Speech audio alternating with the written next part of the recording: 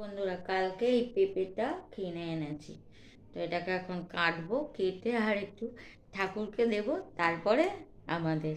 তো এই দেখো, আমি এবার একটা বড় একটা বটি নিয়েছি, দেখা যাচ্ছে? এই দেখো, বিশাল একটা বটি নিয়েছি।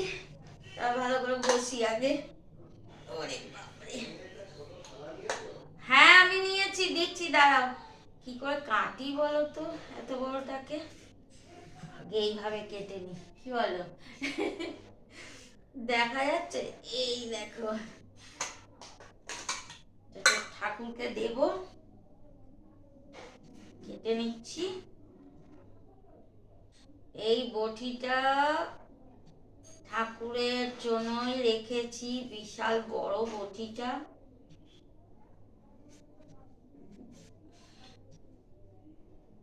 খোসাটাকে ভালো করে ছাড়াতে হবে। না না, আমি বটি দিয়ে ছাড়াচ্ছি, ঠিক আছে, তুমি করো। তো ওদিকে আমার পতিদেব পুজো করছে, আমি কেটে এটা আর দিয়ে আসবো। আগে দাঁড়াও, একটু কাটছি আমি। সব কিছুতে তাড়া, জানো তো।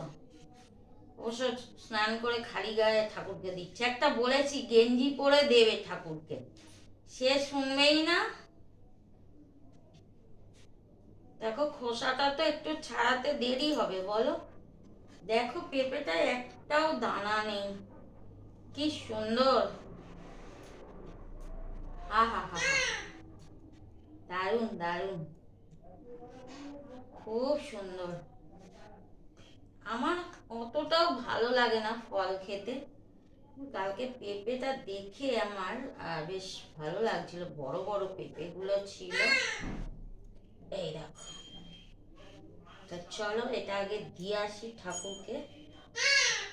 এই দেখো, দেখতে পেয়েছো? এই বটিটা যেন ভয় লাগে। ও, তো এই দেখো, তোমাদেরও দেখিয়ে দিলাম। তো চলো এবার ঠাকুরকে দিয়ে দিই।